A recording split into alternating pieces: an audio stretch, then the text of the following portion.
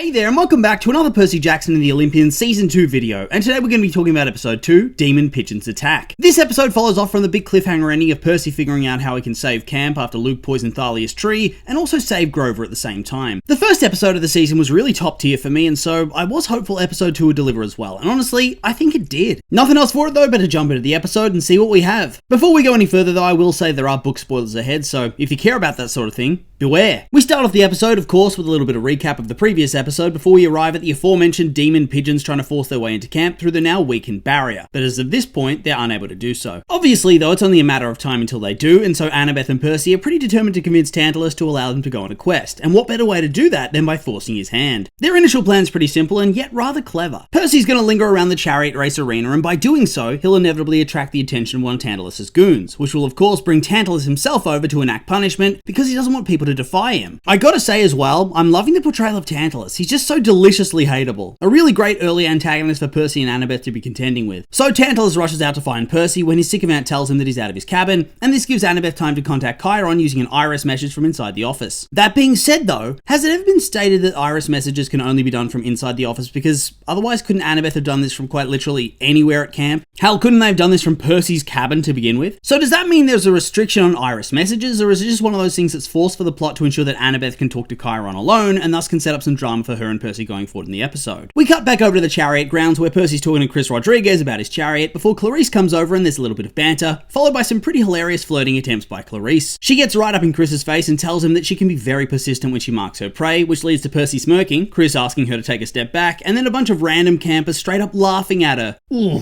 that was really fun. I do feel that Clarisse feels way more two-dimensional as a character in the book early on, your typical aggressive bully character, but here we're getting some depth and it's a big time improvement. I love that moment that she and Percy make eye contact and she just freaks out at him when she sees that smirk. It's very funny. Tantalus then storms over and Percy pretty much outplays him from the get-go, first by loudly telling him that he's found a way to save camp from destruction, and so of course, Tantalus is going to want to hear what he has to say, which in turn attracts the attention of a lot of other campers standing nearby. Tantalus tells him to pipe down and takes him somewhere a little bit away from the group to hear what he has to say, and here we get the exposition we need, but stretched across two different conversations. We have Annabeth and Chiron chatting in the office, and Tantalus and Percy back at the Chariot arena. I like this quite a lot. I feel that having both conversations back to back giving us very similar information would have gotten old rather quickly and would have eaten up a fair bit of time unnecessarily. This just works a whole lot better. Annabeth tells Chiron that the solution for healing the tree is to find the golden fleece, but he tells her the fleece has been lost for an age within the Sea of Monsters, with Annabeth then telling him that they have the coordinates thanks to Percy, which gets Chiron's hackles up. Meanwhile, Percy tells Tantalus the exact same information, and Tantalus doesn't care much and instead tries to punish him for breaking the rules, but Percy schools him with the official Camp Half-Blood rulebook, which says that he's allowed to be out and involved with camp activities like the Chariot race, which just pisses Tantalus off even further, which was very satisfying to see. Once again, this is just some premium casting we've seen. The dude just gets it. Meanwhile, Chiron tells Annabeth that whilst he does agree that she needs to convince Tantalus to allow her to quest for the Golden Fleece, Percy can't go on this quest. He claims that Kronos is very calculating and wouldn't do anything random without some sort of deeper plan or motive. He then tells her the great prophecy that book readers would of course know means that a half-blood of one of the big three is going to be the reason that Olympus either continues on or is to be destroyed by the return of Kronos. So Kronos is clearly trying to get his hands on Percy, and Chiron believes this is probably all one big trap to lure Percy to the Sea of Monsters where he can be kidnapped and tossed into Tartarus to be twisted to Kronos' will. Or something along those lines. That seems to be the plan. However, this means that Percy can't go, and Chiron also tells Annabeth that this means that Percy can't even know that there's something being hidden from him, because like any teen fantasy protagonist, it's going to set off his hero complex and he's going to feel obligated to see it through, and thus potentially kickstart the prophecy itself. I gotta say though, it always feels like this sort of hiding things from the hero is a good way to have things backfire, because it gives the villain a chance to get in the hero's head and sow discord as they've been lied to, whilst, the villain's been nothing but honest in that regard. Percy heads over to the stables, I guess, and here he gets to take a look at the Poseidon cabin chariot, which has seemingly fallen into disrepair because it's been a very long time since there's been a member of the cabin. Annabeth comes over to tell him that she needs to win the chariot race to get a boon from the gods, which in turn will allow them to go on a quest, so Percy proposes they race together because with their abilities inherited from their godly parents, he thinks it means victory is going to be a sure thing. Following Chiron's guidance though, she tells him that by racing separately, they're going to be able to double their chances of victory, and he thinks that when either of them win, they'll simply take the other with them on the quest. She of course doesn't agree with him here, but she doesn't deny that either, so it's a simple lie by omission to try to protect him. I do wonder what her plan was though, if he just sulked in his cabin while she went on the quest without him, and then continued not to tell him the truth about the prophecy. Surely that would have just killed off their friendship for good, right? Or would they have been able to salvage it? It just feels very risky. It's then over to the Poseidon cabin where there's a really cute scene that continues to flesh out the slowly growing bond between Tyson and Percy. And what I liked is that over the course of the scene, you can see Percy slowly start to thaw out in regards to Tyson, but also continue to have reservations about them being brothers and fully acknowledging that fact. When Percy first comes into the cabin, Tyson's all excited about how he just wrote Sally a letter, and he thinks that Percy should write one too, which gets Percy's hackles up because he's clearly afraid that Tyson will have told Sally that he's the son of Poseidon too. Percy then clearly regrets asking that when Tyson looks upset and unsure, and so he changes the subject to talk about the new compass that Tyson's made in a single day, which he intends for Percy to take on his quest, which I thought was pretty cute. Tyson then offers to fix the wheel of the chariot for Percy, and this, alongside his questioning as to when he's going to be able to meet Poseidon, I think opens up more of that brotherly bond, because Percy can see that perhaps they're not so different, and they both yearn for their father's attention. I will say though that it does seem as if Percy's still in that phase of idolizing his dad quite a lot, and he talks about how he thinks his dad wishes he could spend more time with his kids, but let's not forget, Tyson was living on the streets before all of this happened, and Poseidon did jack shit to help him. I haven't forgotten those scars. I just think that it's perfectly clear that there's going to be a lot more to the story than meets the eye eventually, and Percy's not going to have a good time of it when it all comes crashing down around him. Tyson fixes the wheel with ease, and Percy realizes that he'll be able to fix up their chariot no problem, and so he takes him off with him to help. After quite a lot of dialogue and setup, I will say that it was nice to get some action, and it came just at the right time as well. We see a bunch of cabins assemble their chariots ready to race, and Tantalus goes over some of the rules, namely that violence and dirty tricks are encouraged, and killing's frowned upon, but hey, shit happens. Not exactly words that would fill me with a lot of encouragement, but it is what it is. I really like that each of the cabins felt different in vibe and had different designs, although it does feel as if having a super steampunk style chariot really isn't in the spirit of competition, is it? I also really love that when Percy and Tyson roll up and all the cabins are shouting out glory to their godly parents, and then Percy and Tyson consider it and then just don't. It feels very accurate because it's just them. They don't have any other siblings at camp, so they'll just call out and get no response and would be extremely cringy. To tell you the truth, it feels very accurate to how this would have played out in real life. Another thing I liked from this scene was that you actually have Annabeth interacting with one of her siblings. It's a small moment, but I don't know, it just adds to the world, you know? She's lived much of her life at Camp Half-Blood, to the point that these aren't just friends or roommates, but her actual siblings in terms of how much she interacts with them. It's just nice to show that she knows they exist. The race then begins, and Clarisse immediately takes out Hephaestus' cabin by smashing one of the pipes and taking out one of the riders. I will say that this scene's actually just a lot of fun. Some great character moments, great action, and a lot of humor. Obviously, the Techno chariot's out of the race immediately, and rather ironically, the Hermes chariot is very slow, and so Ares overtakes it with ease and starts a fight with Poseidon cabin. Clarisse's brother gets tossed out by Tyson, and I like that she seemed worried about him falling out and calls out to him. Once again, it just adds another dimension and a bit more nuance to her character. This in turn leads to the Hermes chariot having to avoid running this guy over, which makes them lose control and have a very wild and painful looking crash. Clarisse then catches up with Percy and is somehow able to engage him in a duel, whilst also driving her chariot and not just crashing instantly, so clearly she's a good multitasker, hey. However, with these two all wrapped up in the heat of battle, it seems as if Athena's cabin's going to win the race uncontested, until the demon pigeons referenced in the episode title manage to force their way inside the barrier and attack the event. Since Percy's distracted, Clarisse is able to destroy the wheel of the Poseidon chariot, which pretty much eliminates them from the race, and then she overtakes Annabeth as well, seeing as her and her sister pull over because there's quite literally an attack on camp ongoing, with campers, including the rest of their siblings, being brutally mauled. What I liked about this scene as well was that everybody's struggling with these birds, and then Mr. D's just swatting them away like you would an annoying bug. It's just a casual showcase of his godly power, which I think you need to have every so often, because otherwise they just seem like adults that neglect their kids and everybody listens to for some reason. You need to show that these people are serious business and shouldn't be messed around with or taken lightly. It not only makes them seem more impressive, but it makes our heroes even more impressive for daring to stand up to them. Well, impressive or stupid, take your pick. But since Percy somehow got the best of Ares, I guess it's a mixture of both. Annabeth notices that Tantalus' screams as he's being tormented by the birds start to scare some of them off. Here we get some of the goofiness the franchise has been sorely missing, as they run over to Chiron's office and grab a boombox, out of which comes the high notes of Mariah Carey's Emotions, which in turn scares off all of the birds and forces them back outside the barrier. It's a very silly solution to the problem, but also one that just feels on brand for the franchise as a whole. This then leads into the big camp meeting, which begins with Mr. D being very out of touch and thinking that all they care about is getting the chariot races rescheduled, rather than, you know, the barrier that protects them from monsters being damaged. We also get some more God being a terrible parent content, with him mentioning being a parent and yet seeming like he doesn't really care to remember which kids are actually his. Once again, I'm just loving how the gods are such obvious pieces of shit. Tantalus then pulls a fast one on Percy by saying that the salvation of the camp came to him in a dream, that three of them have to quest the Sea of Monsters to those specific coordinates to get the Golden Fleece, which can then be used to heal Thalia's tree. We then have a funny little fake out sequence where Tantalus talks about how when the camp was attacked, only one person showed the strength and courage to prevail against the odds, with both Percy and Annabeth thinking it was probably going to be them that are chosen because they're the ones who chased off the birds, only for the reveal that it was going to be Clarisse who leads the quest because she won the chariot race. The rest of the campers celebrate for Clarisse and even begin to chant her name, claim, and then Percy, who seems unable to read the room, stands up and tries to claim that he's the one who dreamed of the coordinates and the Golden Fleece. He then gets booed by the rest of the campers, which, yeah, I actually think it makes sense even though he's right, because it's understandable they react this way. Quests seem to be very rare, and a lot of these campers have probably known Clarisse for years, whereas they probably barely know Percy. He turned up at the camp the previous year, was there for a few days, left on a quest, then came back, stayed a little while, and left again. Clarisse, meanwhile, is probably much more of a member of the community, even if she is a bit tempestuous, so dude needs to learn to pick his battles. Then it comes time for Clarisse to choose her companions, and Annabeth obviously volunteers, saying that she has quest experience and her skills will complement Clarisse as well, and that's true, so she gets chosen. Meanwhile, Percy also volunteers, and his claim is also very reasonable, in that he has experience, and arguably even more than Annabeth, because he went further on their quest than she did, and personally dealt with every single member of the Big Three, as well as dueled an actual god and survived. That's not even taking into account that he is the son of Poseidon, so he'd have a lot of versatility and strength in the water. Therefore, he actually is the most obvious choice of companion for the quest, but of course, Annabeth can't have that, and so she whispers to Clarisse and she chooses Chris instead. Now, I do have to wonder, why are they going so hard on the discord between Percy and Annabeth? I do hope it's not something that's going to linger over the course of the entire season, because I think there's enough drama for them to be getting on with, you know? I guess we'll have to wait and see. Also, wasn't Chris a member of the Titan Army in the books and was already on Luke's side by Sea of Monsters? I think he briefly appears on the cruise ship, but I'm not 100% sure. In that case, I guess we're building up to another traitor reveal where he turns on Clarisse. I mean, they seem to be giving her a bit more depth and showcased her obvious crush on him, so that could be the case. Plus, he and Luke are demigod brothers. I do wonder how it plays out. Does he side with Luke at the last moment as he doesn't want to give up on family? Is it a long con? It does feel as if we're being set up to sympathize with her character a lot, so I think we are going to have a moment like this. Otherwise, it would have just happened off screen and he wouldn't have been at camp, right? So Percy's not chosen, and Tantalus rubs salt in the wound by saying that anybody who tries to leave camp is going to be shot on sight until the crisis is averted, which means that Percy can't try to do his own solo quest. Percy storms off, of course, and goes to speak to Tyson, where he vents about how Annabeth had clearly told Clarisse not to pick him. This is where Tyson reveals that Annabeth had told Bronte to take out Percy's chariot during the race if it looked like he was going to pull ahead of them. So, of course, Percy's feeling like shit that one of his best friends has seemingly pulled away from him and is now trying to screw him over for reasons he doesn't really understand.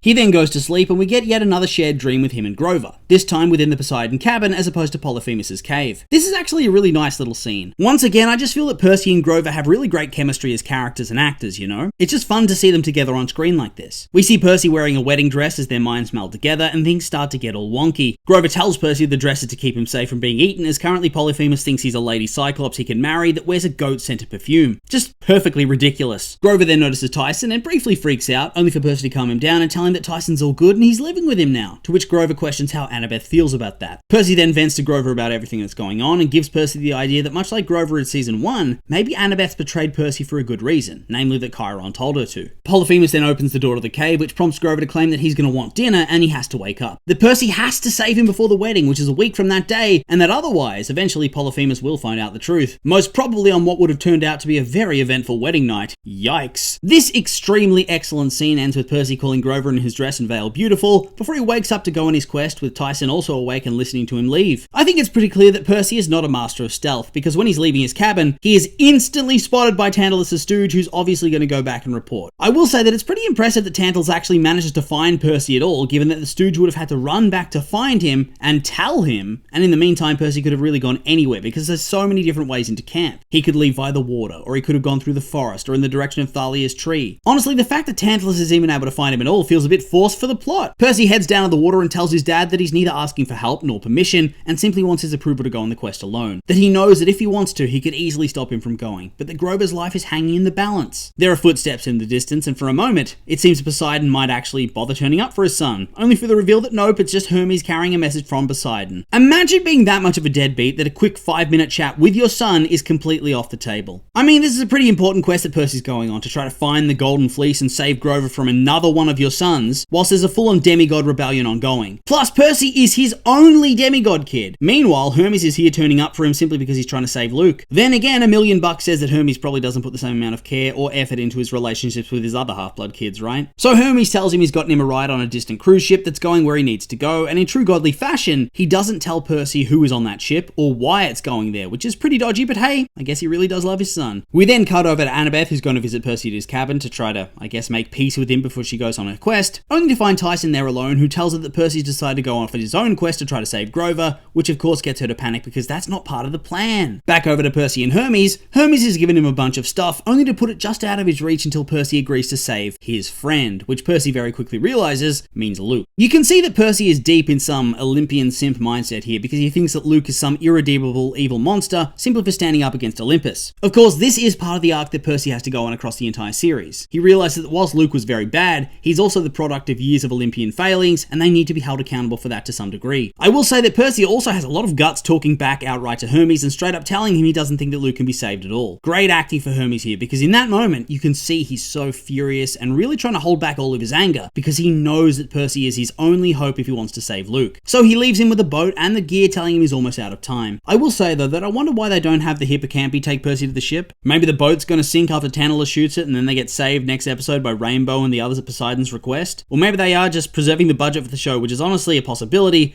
even if it would be massively disappointing. It might also be there to double down on the narrative distance between Percy and Poseidon and show that he isn't what Percy thinks he is. I gotta say, it's lucky that Percy takes so many dramatic pauses to stare out at the sea, because otherwise he would have been on that boat and out of there before Annabeth turned up to find him. They have a little bit of an argument, which is way less tempestuous than you would have initially expected, simply because Grover helped Percy cool off earlier. So now it mostly revolves around Annabeth explaining that she hates the regular world because it's so boring after the life she's led. That Percy's able to exist in that space between the worlds, where he's a person but also a demigod hero, but she's unable to do that. I do wonder if that's ever going to change, or is she doomed to be only able to exist in the demigod world, because that's kind of sad to me. Obviously the drama isn't over yet, but I think most of the tension is going to be gone now. I think it was just a gimmick for this episode, and maybe he's going to snark about wanting to know the truth, but it's surely not going to last too long, right? Tantalus then turns up and begins to rant about how they broke the rules, and so according to the law, he has the right to execute them on sight, which he tries to do, only to be stopped by Tyson, who knocks him over and urges the other two in the boat, where they make their escape. Tantalus still tries to kill them, with the boat briefly being punctured, but they somehow fix it with bandages. Annabeth laments that now they can never return to Camp Half-Blood, which we know is not going to be the reality at all, and the episode ends. Next week, Clarisse seemingly meets Ares, which I don't think is going to be a very loving reunion with Pops, and the next confrontation with Luke and our trio begins, so things are well and truly heating up, and Hermes is of course a little bit of a dickhead for not making things more clear. A really fun episode this time around. I know that some people probably won't much care for the forced drama, but I get why it's there. They wanted to spice things up a bit and to put some intrigue into the Great Prophecy, and I think it worked for the most part. That being said, I won't be too keen if it goes on way too long. They still got to deal with all the Tyson stuff, but other than that,